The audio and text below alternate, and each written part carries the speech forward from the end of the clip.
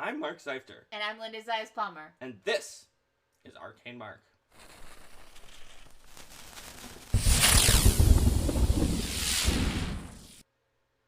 Welcome to another excitingly biased episode of Biased Reactions. Today we're going to be biased about Lost Omens Legends. Lost Omens Legends is another book in the Lost Omens line that we're being biased about, just like the other two before it. But you'll see, the other two before it actually came out after it.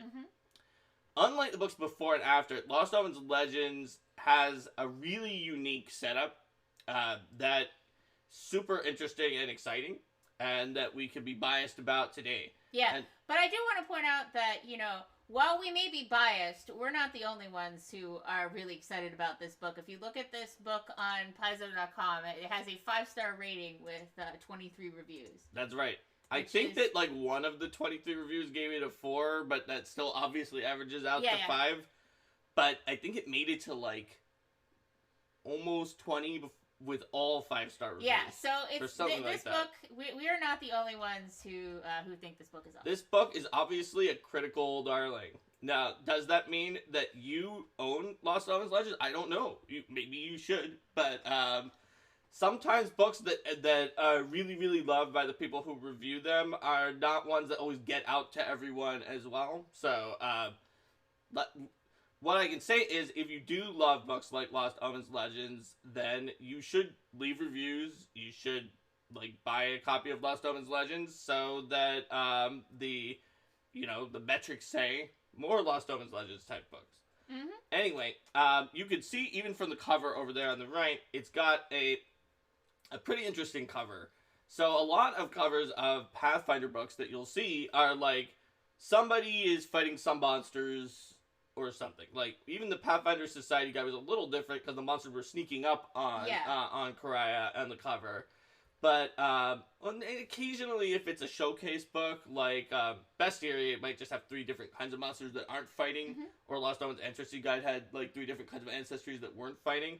This one is kind of if you look at it, kind of like a movie poster, right? If you saw those old Star Wars movie posters that had in the background, Darth Vader's helmet or something like that, and then a bunch of other people in the front, right? Well, you've got, Tar-Baphon, the Whispering Tyrant in the back, and you've got, Old Mage Jatembe, Abigail Thrune, and Tessa Fairwind that are just kind of moving along. So you can already tell from the cover that there's something really interesting going on from this book.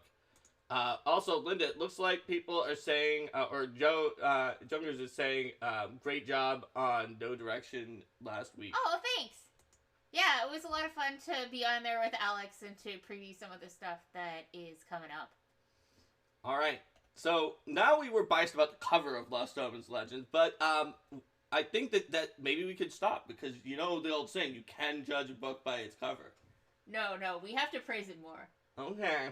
Well, in that case, we're going to have to actually not just judge the book by its cover and go inside to the all-important table of contents. Let's go to the look at the table of contents. And before I do what I usually do and talk about how there are lots of awesome authors and all of those kinds of things, look at how the table of contents looks. It's not like those other books, right? It doesn't even have chapters. It's just introduction, then names of NPCs, and then something called Entwined Destinies that is absolutely amazing, and you should look at it if you haven't yet, if you own this book, and then glossary and index. And that's it, because this is a book that is all about characters and stories and making connections. And you can tell that right away from the table of contents. So what have we got here? Well, we've got development leads, Eleanor and Luis again. We've got design lead, that Mark Seifter guy. Editing leads are James Case and Avi Cole, because James Case was moving on to the organized play team partway through this, so you got 2 editing leads. Cover artist, as always, is Ekaterina Burmak, who is awesome. All the covers for these Lost Omens we've been biasly reacting to have been there. And then the author list is the giant list of different authors, which, yes, includes Alex, who's watching here, and there's Amir, who did some editing for Paizo in the past, Kate Baker, Jason Bowman, you may have heard of that guy somewhere. and more and more and more. Uh, Including, of course, to continue the bias, me. Not just design lead, also wrote a little bit for it, just like Pathfinder Society Guide and just like Ancestry Guide. Yeah, there's a really great mix here of folks who have a lot of experience writing for Paizo, as well as folks who may not have written for Paizo as much, but have great ideas. Yep. And the great thing about it is that Legends also allows some of our freelancers who might not have written a ton of mechanics, but are just so amazing at writing lore, text, and stories to shine. Like, for example, you see Leanne Bercial in the authors list, and her prose is amazing, and Legends allows you to see that. I think she wrote, I want to say Coral and somebody else, at least Coral the Conqueror. And so, yeah, there's just some great prose in this book overall. Yes, Hillary wrote for this book. Yes, Hillary wrote for this book. Our good friend Artokus Kiran, the alchemist who is known for creating the Sun Orchid Elixir. So yeah, there is a lot. There's a lot in this book. It was pretty different from some of the other things that I've gotten to write for, due to the fact that, like, a lot of times when people are like, Mark, we really, really want you in this book because we have X and such rule thing. But this time I got to write a bunch of funny letters between people that indicated their different relationships, and then only a little bit of rules. So we'll see that as we continue to be super and extremely biased moving forward. So, okay, here's another thing that looks cool. It's like, hey, have we seen this? Instead, there's no chapter opener, so there's just a book opener that's a 2-pager where Hao Jin is just doing a ridiculous thing, and then there's a cool caption about it. How about that? I don't know. I really like this opener. What do you think, Linda? Yeah, me too. This is showing, if you've heard this is showing Round Mountain being pulled into the Hao Jin tapestry. So another thing about this one for Linda's biased reactions is that for both of the other books we did so far, one of them, like, Linda extensively wrote on and hugely participated in the outline, the Pathfinder Society Guide, and then the Ancestry Guide was like entirely rules. And so when Linda does part of, like, the character options review, she had seen, like, everything in that book. But other than that, like, for some of these books that we biasedly react to that aren't, like, complete 100% rules, there are going to be things that Linda hasn't seen before. Yeah. Because she'll have been looking at the rules pages. Exactly. So she can give candid biased reactions. No, this is the first time that I've seen this art, and it is really awesome. I was thinking, like, is that Round Mountain? And then I read the text. Yeah, that's totally Round Mountain. It is Round Mountain. It's awesome. It's so good. Okay, so let's see. Moving onward into the introduction. Yes. So, speaking of the introduction and cool art. Yes. It's the Baba Yaga and Old Mage Jatembe meeting and having drinks. Which, if I recall correctly, yes, Eleanor wrote a really cool fiction that was based on this. Yeah, that's on the blog, right? It was on the blog. The blog! That's right. So, the introduction has, first of all, just like an overall introduction. Hey, look, there's NPCs and stuff that's going to be here. That there's campaign elements about NPC entries to help you make campaigns. It kind of explains ways that you can use the book, the fact they're massive spoiler alert, and then major events that you kind of should know in case you're like, oh, I don't know much about Golarion, but I want to to read this book. Here are some of the events, like the devastation of Gabon Nex, or the manumission of slavery in Absalom, the Iron Fang invasion. Big events that had a lot that influenced some of the situations that are happening now in throughout the book amongst the different NPCs. All right, so we move on to First, Abigail Thune, and also known as. Here, I have this over here just arbitrarily. Here we go. Also known as Linda. There we go. Just arbitrarily. Yes, here we go. No, I actually just had it No, over I there. know. We still had it tucked back there from the From last a time that you did this on screen before. for the last time I did this. There we I go. hadn't put it away because I figured we might want to use this. So, we've got Abigail Thune II. More situations are going on with her now. She's very angry about the fact that those paladins tried to overthrow her country.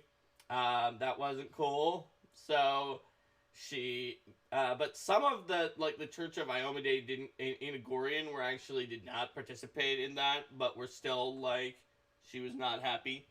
So she managed to trick them into committing treason by a loophole within the laws of Cheliax when she was going to give them back Iomade's sword, which she had.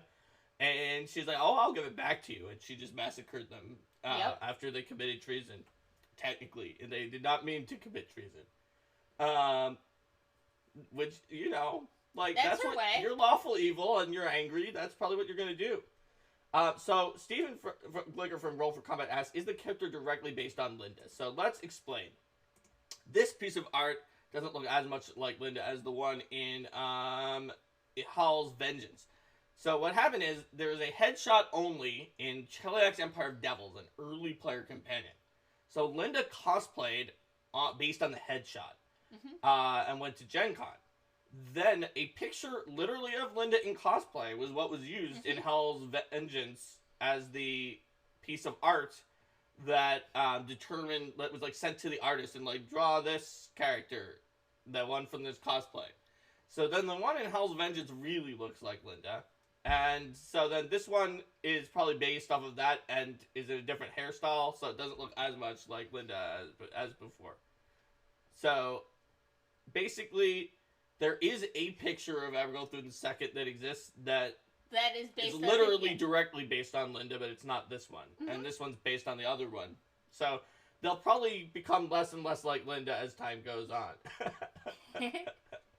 That's true. And one of the really cool things about this book is that it gives a lot of connections between these NPCs and the ways that they work.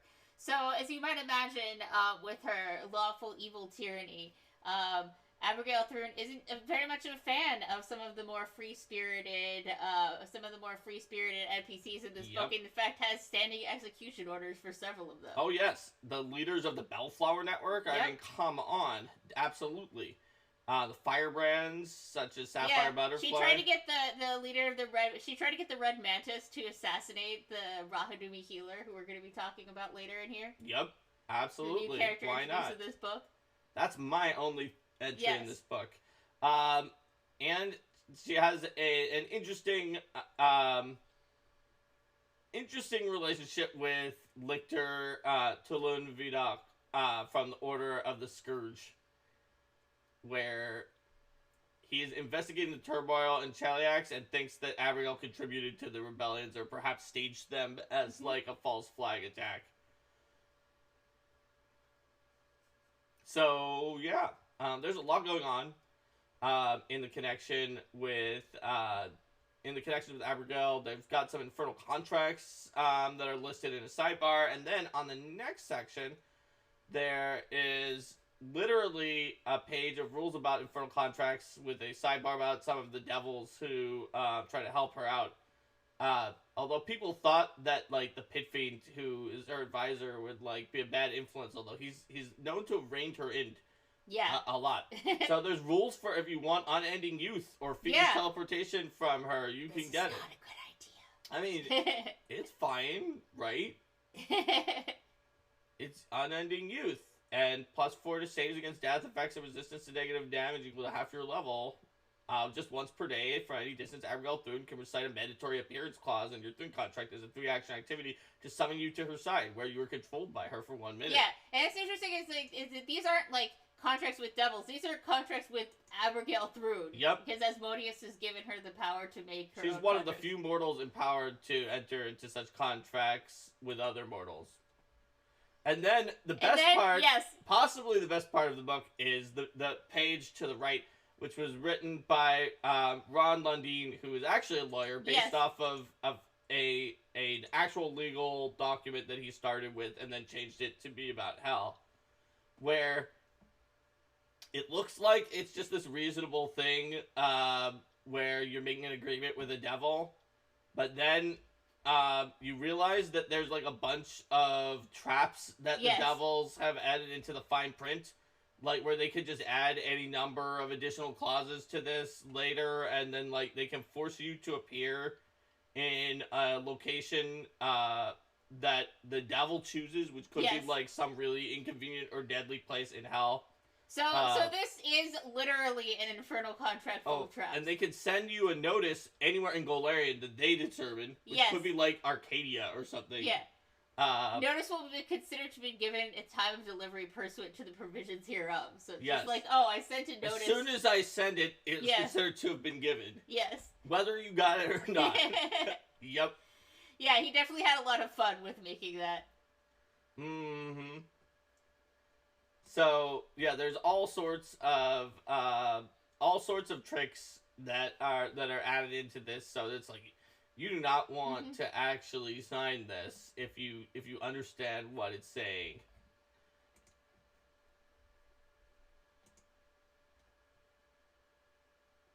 Oh, and then Rico linked a picture to the picture of you actually dressed as Abigail Thune that was used as the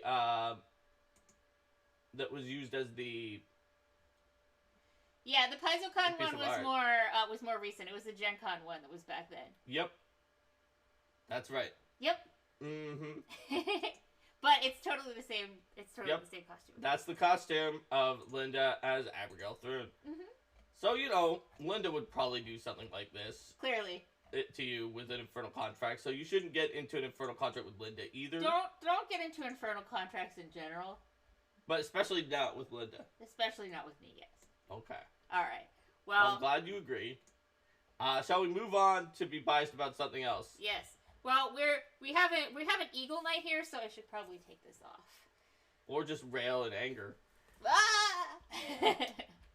Andira Marisak is the supreme elect of Andoran. That means that she was elected to the highest position in Andoran, which is pretty cool. She joined the Eagle Knights and is now the commander-in-chief of Andoran. And there's a lot of differences in the way some of the people around her are treating her. For example,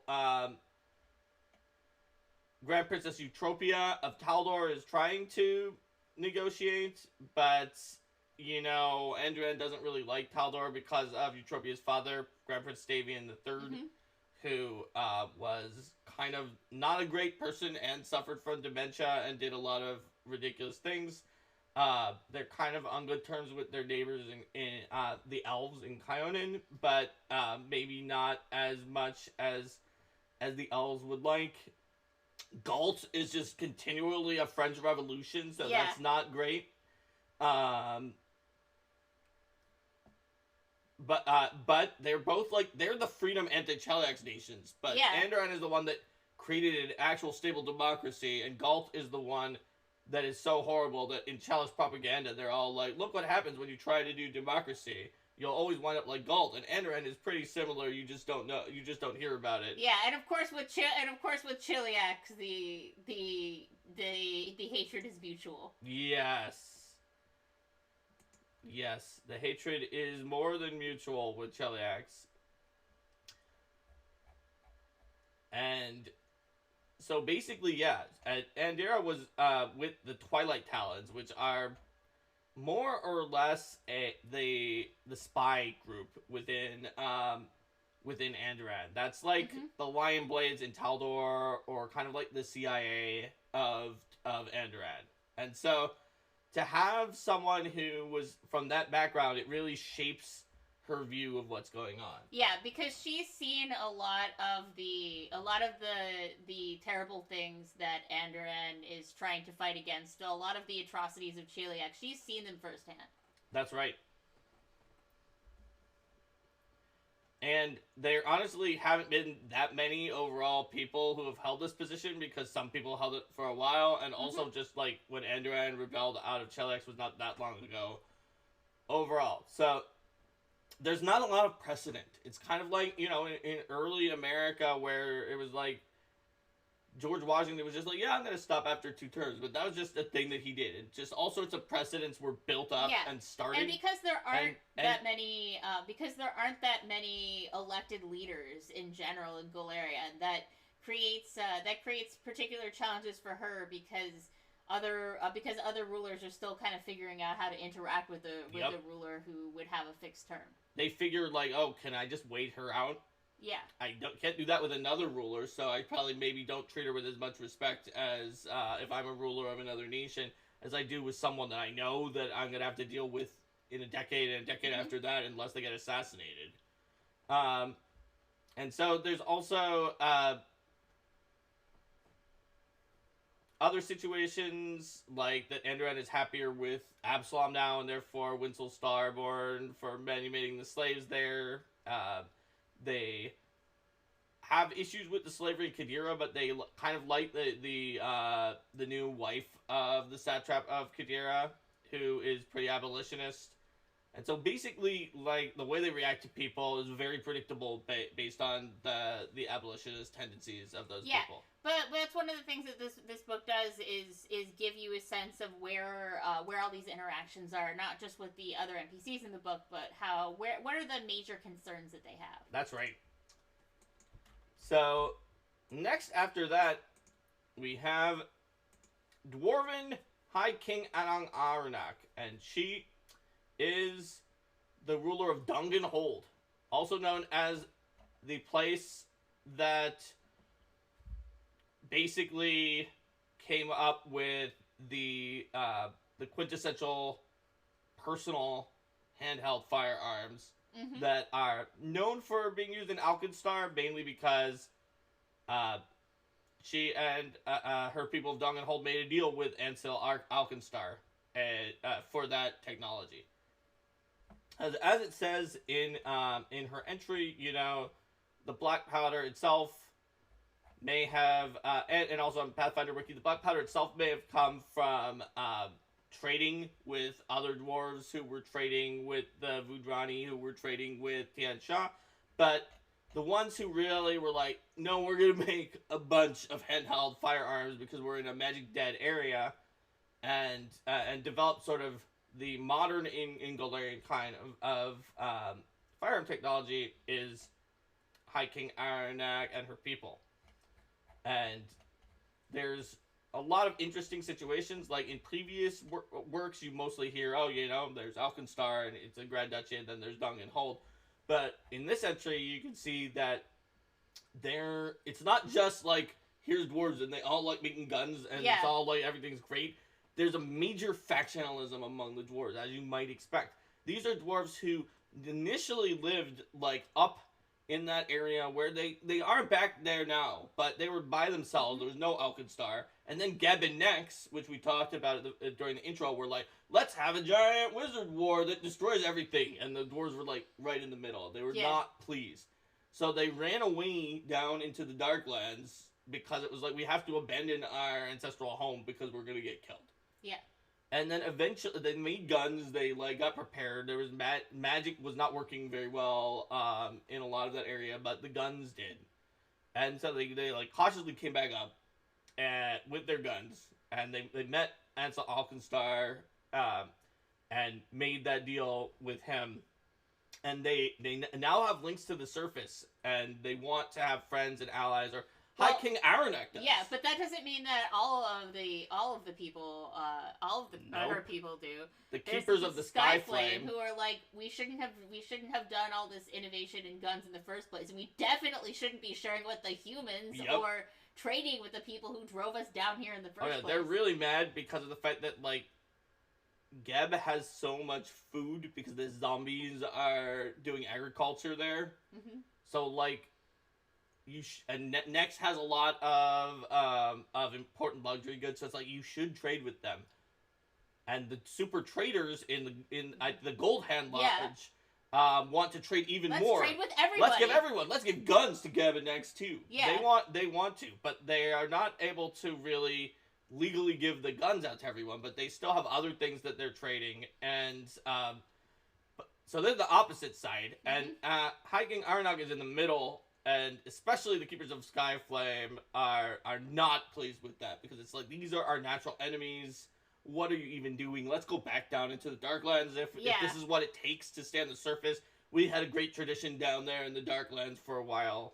It was fine. And then they're like, well, what are these rumblings that Nex might be returning true? Then we definitely better get out of here. What's even going on? So, yes. However, keeping in the center and doing really well has left the High King popular with like the people of Dung and Hold in general. There are like a few things that are going on though here, which is that High King Aranak sometimes carries out correspondence with noted physician Cassia Zero, who's good at non-magical healing, useful when you can't use magic. And also an envoy to contact Overlord Ardax the Whitehair of Urgir, the Orc leader. Because that is in secret because it's got an apology so heretical to the dwarves that its delivery could dethrone her. Which you just know has to do with the quest for Sky. Yep. Where the dwarves, attack the orcs on their way out. And there's no way dwarves would be okay with that. Yes. There's a lot of cool dwarven politics going on there. Speaking of Ardax the Whitehair, he's our next... There he is! He's our next friend. Neutral, evil, male, orc, barbarian rogue. Ardax the Whitehair is a very interesting orc leader because he's kind of an orc leader that did what you or at least if you are Tarbafon, the Whispering Tyrant, greatest lich of our age, etc., would not have expected him to do. Where basically, the orcs were the hordes that worked for the Whispering Tyrant the last time he had escaped. And so when Tarbafon escaped again and he came to the orcs and was like, now your ancient oaths come anew, be my army of the orcs. And Ardax is like, how about no. I kill your dead How about agents, we destroy your hang your heads on the wall of Vermeer and send your mounts back over the border, dragging your corpses behind them. With the proposal stuffed into their necks. Yep. Tarbafon is like, then die! Yep.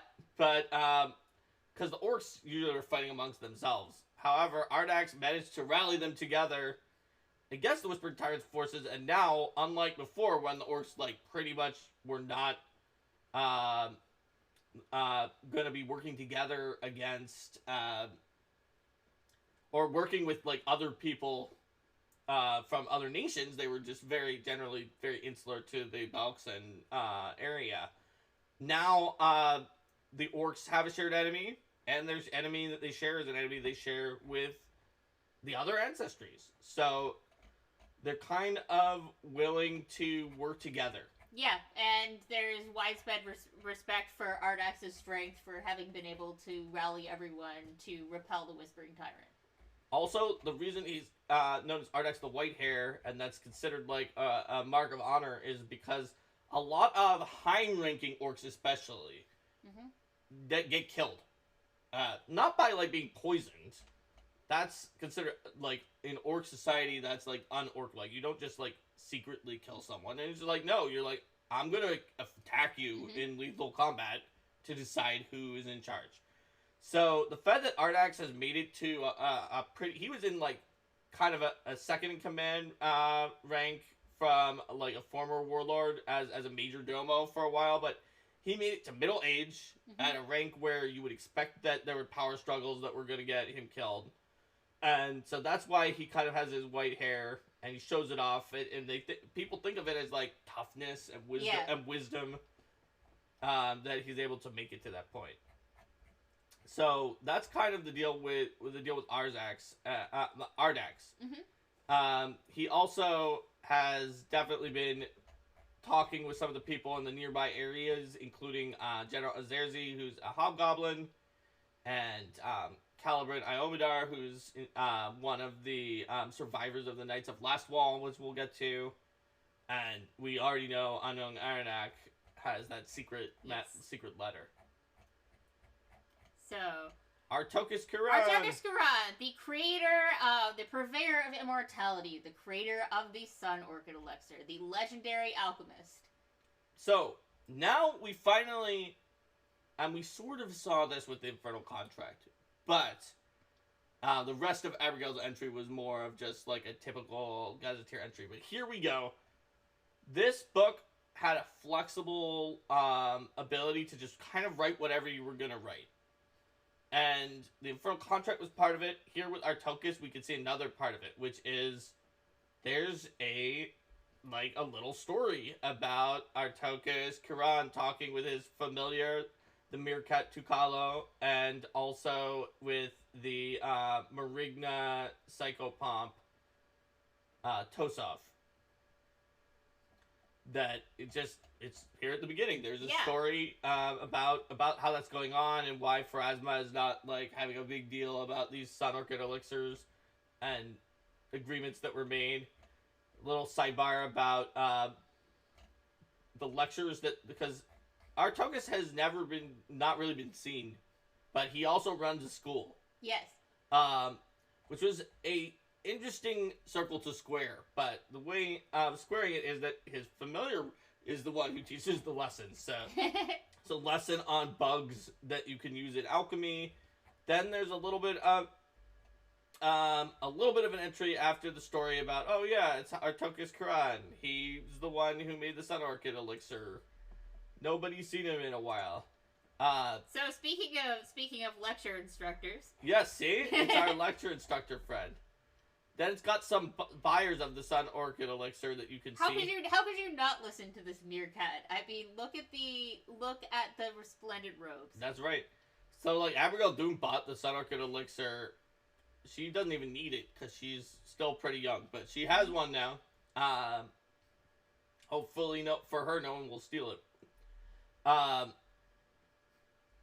Basically, there's a lot of interesting things. Artokus has accepted some Hobgoblin alchemy students because they love alchemy, but they had not been accepted before because they mostly previously were like enslaving and killing people with alchemy.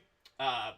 General Azerzi has made a request, and like you gotta hope for the entire Inner Sea region that she's on the level, because for whatever reason everybody's listening to her requests. Yeah. So there's Hobgoblins students who are there. And you have some rules for additional discoveries. That's right. Of Artokus. Artokus is fire, which is an additive for Alchemist Fire to make like a super burny Alchemist Fire.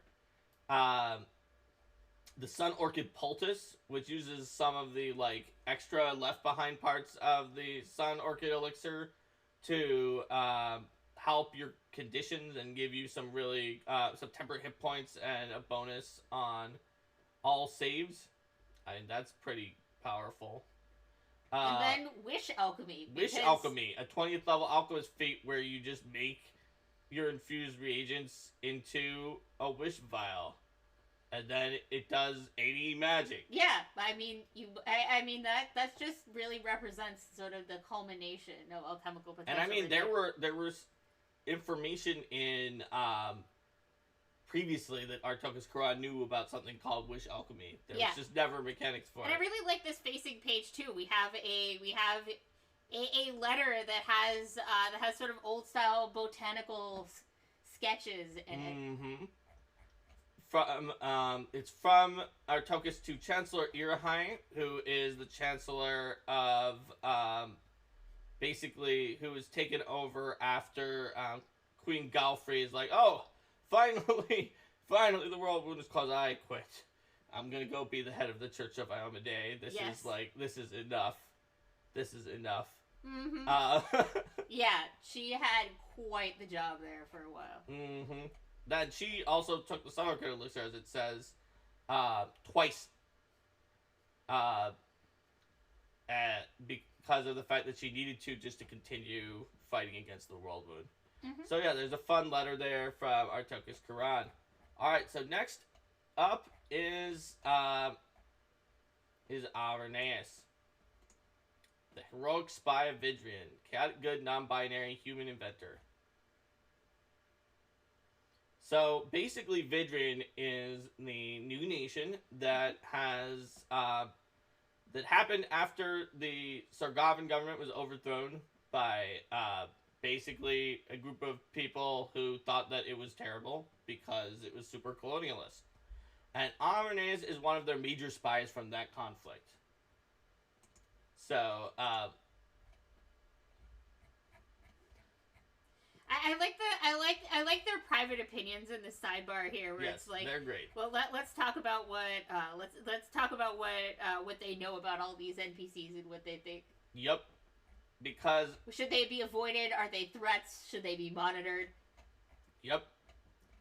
Because Irenaeus, the spy, is pretty awesome, and it really gives a sense of like the practical way that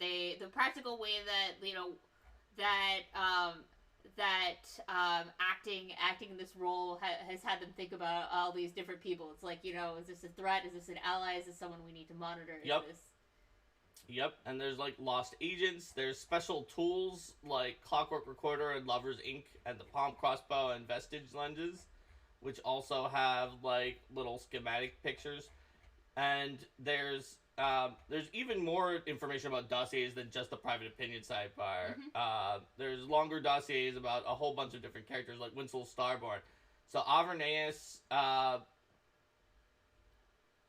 like gone to Absalom to investigate, or might go to Absalom to investigate Winslow Starborn, and is looking at what Tessa Fairwind is doing. Although has also betrayed Tessa Fairwind supposedly. But, I mean, if they did, no one will really know for sure. They definitely are. They're definitely very skilled at hiding their tracks. Yep. Also, Irenaeus could have a nickname of Avi, and maybe Avi, our editor, who was the editing lead of this book. That's a fan theory. Who else is constantly making dossiers and looking over different things? And it says in the entry that like has a power, something about like having the power with words that an editor might have. Yes. See, there's all sorts of obvious clues. That's true. Clues? Obvious clues, maybe so. Also, editing lead of the Absalom book, and said Irenaeus was going to Absalom to investigate. Mm-hmm. Right? Mm-hmm. The evidence just keeps piling up. The evidence completely keeps piling up. So, yeah. So here on this spread, you can see the sketch, the sketch art of items, and this is really showing like throughout this book that there's a really flexible, the strength of the really flexible layout, where it could be like, well, now here's a letter, and here's a contract, and here's sketches, and here's all sorts of different things. Mm-hmm. That help to represent as well the way that those characters think. Yep. So you really get a lot of information there. Alrighty. So the next NPC we have here is, well, as Bark was saying, the ever popular General Azerzi, who's been able to earn a lot of people's trust. Yep. Despite her actions in Iron Fang Invasion, where she pretty much invaded, enslaved, and massacred people. Mm-hmm. But the official ending is that people made peace with her and let her keep the Doomsday artifact that she had as part of that peace. Yes. So perhaps Perhaps people saw a different side of her in the like the official group that went through. Perhaps the official group that went through just lost, and everyone. No, was it said that it her. said there on the side that she met or mentioned the commanders of the Nirmathas militia, but the commanders convinced her to end the conquest of her own volition. There you go. Yep. So they convinced her to end the conquest of her own volition, but left her with her ability to do the other things. We are currently playing Iron Fang Invasion, so we haven't looked quite as much on the exact specifics. Yes. So my information is not going to be perfect on this. I did read the rules. Yes. And I know that about the nation of Oprok, which is the new thing that happened. I'm just not like exactly sure what happened during that. I even just now skipped looking at the section. Yes. Of exactly what happened during the Iron Fang invasion.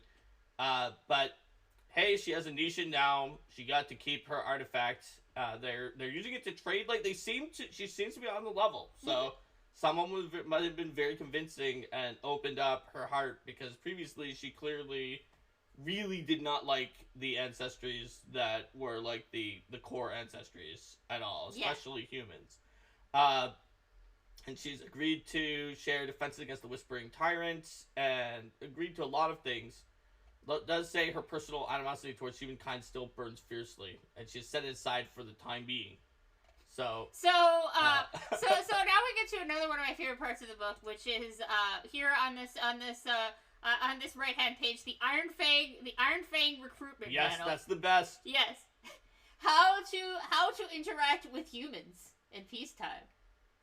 Proper expression aids negotiations. Smile, but do not bare your teeth. Humans value displays of generosity towards weak creatures, such as called small humans, old humans, and dogs of useless types. You may offer food and assistance to such creatures to win favor with their masters. For best results, the food should be mushy and no longer alive. Humans also value complimentary words said about the diversion of resources to useless purposes. For example, humans enjoy wasting water in arable land on inedible flowers, and often walk in circles among such flowers for hours. Express approval of such activities and participate in them as directed by your commanding officer. Remember, failure to adhere to the peacetime policies will result in flogging, branding, and the crushing of both arms, followed by permanent exile from Oprok. Yes. There's also some rules. There's a rare hobgoblin feat that lets you basically have a secret side key into Acerzi's stone road, so you can plane shift to the plane of Earth. A magical weapon claw thing that is part of the 4 claws of the Deep Dread, and a swashbuckler feat based on Acerzi's charming swashbuckler style called Flamboyant Cruelty, where you love to kick enemies when they're down, and you look fabulous when you do.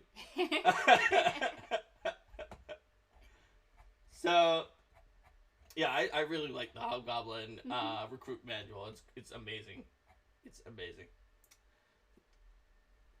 All right, next so up, Baba Yaga. Baba Yaga, the legendary witch queen. Everyone likes Baba Yaga, right? And this one begins with a story as well, as is appropriate for a character with such base and she's such a story character. So yes, it's Babushka, tell me a story, and then has this story about Baba Yaga, the witch, and what had happened. And then you find out that the little girl, that Baba Yaga is the great-grandmother of both the babushka and the little girl. Which actually is interesting that someone could be the great-grandmother of the little girl and the babushka. It's a turn of phrase. Well, given that Baba Yaga has all of those white witches who survived for a long period of time, it could be possible. It is right? possible, but it like seems to me to be, If the babushka isn't like literally the grandmother of the person who's telling the story, and you have white witch, Baba Yaga, white witch, Jadviga, this old woman, Baba Yaga, other white witch, Jadviga, that little girl. Yeah, that right? is, yes. Then she could be they're both. You're right, that is possible. Right? That is possible. I assumed it was... If they're both granddaughters of white witches of very different ages. That is true. See? But there's so many possibilities with Baba Yaga. And there's sightings of Baba Yaga. Mm-hmm. And weird things that happen. And information about what Baba Yaga has been doing in Golarion. Obviously, the Land of the Living Kings do not like Baba Yaga. I like this first description of her in Galarian. You mean the part The where she ancient considers... Martian witch, Baba Yaga is perhaps the greatest witch in existence. She's more powerful than most Dukes of Hell, considers rulers to be bickering children, and isn't a goddess only because of the idea of answering prayers appalls her. Yep. Absolutely. So Anastasia Romanov is now the Queen of Irisen. Mm-hmm. And, yeah, obviously Land of Lingron Kings, so, like, their Ash Eyes and High King Sven Blood Eagle do not like Baba Yaga. But she... Well, you know, she may not be on board with being a goddess, but she is, but she will be a patron for witches. That's true. She describes Tarbafon as a fool seeking a poisoned chalice. But of old mage Dutembe, she says nothing at all. Because she thinks being a god is so foolish. Mm-hmm. Tarbafon's always wanted to, ever since he was a little not lich wizard. Yes. So yeah, Baba Yaga can be a witch patron and give you an inanimate object. The rules here for her Spirit as a object. witch patron. And the ever popular, extremely powerful Glacial Heart. And here we see the storybook page talking about Anastasia Mm-hmm. and her ascent. Yep. And it shows some of the iconics who were on the cover of the Reign of Winter adventure path. Yes. Just like the different art styles and the different art in Lost Ark Legend is so cool. Speaking of squabbling children. Yes. Belimarius and Sorshed, Rune Lords of Thassalon. That's right. So this is a double entry because it's got Belimarius, the Rune Lord of Envy, the one of the two weakest Rune Lords who survived mostly just by being weak and envious and just staying out of it's like there's an adventure path called Return of the Rune Lords. I'd better like not get involved with that. That sounds like a bunch of Rune Lords are gonna get killed. Well, you know, she may be weak for a Rune Lord. For a Rune Lord, but that still makes her quite capable of being a tyrannical ruler in her own right. Oh yes. And she's very evil and tyrannical. She continues to be evil and tyrannical to this day. Whereas that is contrasted with her Karma Houdini associate, Sorshed, yes, ruler of Eurythnia, who in previous times did such things as like cutting out the eyes and tongue of eunuchs who served her because they were not worthy of seeing or hearing her, or making a deal with one extremely powerful succubus assassin and getting along well with her, and then betraying her and binding her forever into a monument, switching deities like 3 or 4 times and betraying them because she's like, I don't care, I've got enough power from them. But now she wants to be good, or at least chaotic neutral. Yes, as opposed she wants to be better than she was before. And so she's trying to redeem herself from all those things that she's done. She had a lot of time to think about what she had done. You're right. Trapped for thousands of years, being in prison for thousands of years. When she drained the blood out of people to create a vampiric blood reservoir underneath of the Grand Mastaba in Corvosa, and then used that to make sure that she would survive 10,000 years into the future. Yes. They gave her time to think, and she realized in that vampiric blood reservoir, maybe I shouldn't have made a vampiric blood reservoir, or any of those things I did. That was really bad. I'll be better next time. And so she was. And now she's chaotic neutral, and she just likes making perfume, and not cutting out the eyes and tongue of people who are helping her make perfume, most likely. And Philip Benz asked if aromatic lore spell is one of Sorshen's, and it is. So there's some magic that's in there. Sorshen, now that she likes making perfumes, can have an aromatic lore spell. And whereas our good friend Belimarius, the Rune Lord of Envy, can have the rebounding barrier spell. It's an abjuration. But you do to me, it bounces off me and sticks to you. Yes.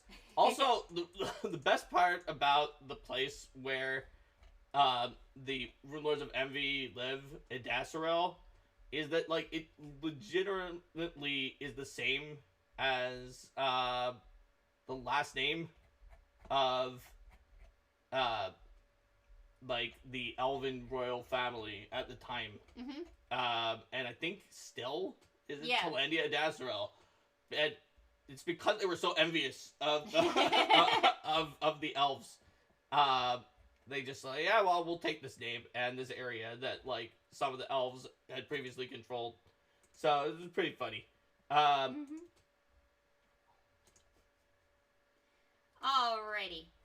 Yep. So we've actually been on for an hour already. That's true. That's true. Well, there's a lot to say about Lost Omens of Legends. There is. I think this one's going to need more than 2 parts. That's what I'm thinking. You think it's going to need more than 2 parts? Yeah. Okay, it might. So the next one is Camellia Dranok, who is the chairwoman of the Revolutionary Council, who's actually widely respected throughout Galt. Surprisingly enough. Well, you know, we'll see how long that stays, right? Because there's been a lot of people who've been widely respected throughout Galt for a time, and when they're the ones who were in charge, and then they. Here's the thing about Camellia that's interesting, though, right? Is that she escaped the chaos of the Red Revolution. She really got into politics. She was mad at the Grey Gardeners. She gained a lot of followers. And then the Grey Gardeners were not very happy about her, giant speeches against the Grey Gardeners. And so she was spirited away and promised to be killed by, the Grey Gardeners' guillotine. So Grey Gardeners are a group that executes people with guillotines that, like, trap their souls. They can't be resurrected, right? You'll be reunited with your beloved family because the Grey Gardeners had killed her family by being trapped inside the same guillotine. Yeah, she's one of the very few people who've managed to survive and be influential through multiple regime changes. Right, but because from that night, nobody saw that execution happen. Yeah. Nobody saw her escape. 15 years later, with not a peep, she reappeared on the streets of Isard. All her old enemies were dead because of the other revolutions. And, yeah, she just suddenly appeared. She exposed that the current ruling council of Galt were a hag coven, which nobody liked. And they're like, whoa, she's awesome. She figured out they were a hag coven. And in general, while she's canon neutral, she's ended some of their, like, really problematic and xenophobic policies. Yeah. Also, there's an amazing piece of art that you can see on the facing page that's, like, it's street art that they've made. Of, like, it's kind of like street art of cards from different suits that are all suits of the Harrow. I think, like, keys. Yeah, those are suits of the Harrow. Yep. So that's what cards would look like. Yep, and it's got, like, different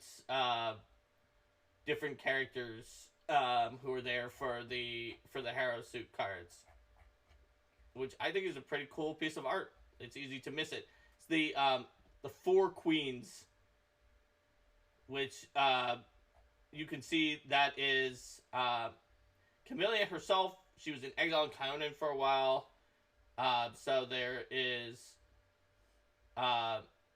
Camellia and the female rulers of Galt's neighboring nations have pretty good relationships overall. So, or at least relatively good for Galt. Yeah, Camellia doesn't like the term "the 4 queens." She hates that term. It says there. That's just how they turn bad. it. Yeah. But she's been diplomatic to them, even if she doesn't necessarily like them. And so there's Talandia Dasarel, there's Andira Marisak, who's also not a queen, and there's Eutropia, who's offered friendship. So that's who those 4 people are. Probably, I think Eutropia is the one on the left. Yeah, that's and then Talandia is the one who's clearly an elf. And then we can see that the one with the short hair is Camellia, so therefore Andira is got to be the one on the right. Mm-hmm. I'm assuming. So yeah, basically, she hates the final blades, and that is Camellia. All right. So we've got through 39 pages. You think we should do one more, and then call it a stop? Sounds good to me. All right, Coral the Conqueror, Coral Regarvia, who came with all those red dragons and was just like, "Hey, Brevoy, let's unite these pirates and fisher folk from Isia in the north with these sword-loving sword lords and farmers in the south. Clearly, there won't be any issues with these rivals, I'm especially not if I disappear after. Oh, I'm gonna disappear. I'm gonna come here for 10 years, and then he and his red dragon allies vanish for hundreds of years, and whoops! Nobody knew what had happened. Then suddenly there was a fiction. Then suddenly there was a fiction. Yes. Of fishers who pulled out this awesome House Regarvia, which is the name of the house Coral founded, stuff. It's like, what's going on? Is it valuable? Dragons. And there's also a cool, like, if you look at the art on the right side of this page that Linda has up right now, it's like got like sort of almost like a medieval-ish, oh no, a dragon is killing everybody picture. So yeah, Coral is supposedly this guy who came over with dragons, but as shown in the back matter of Kingmaker as a possibility, and also in the story, there are people who claim that Coral was himself a very powerful red dragon who could turn into a human. And documentation, and hidden documentation is what people find in this Fisherman's Casket story. That's right. So you can learn more of those secrets there. Yep. All right. So do you think we stop here? We do. We can start again with Eutropia next time. And Taldagus. So let's say goodbye to YouTube. All right. Bye, YouTube. Bye. See you next time.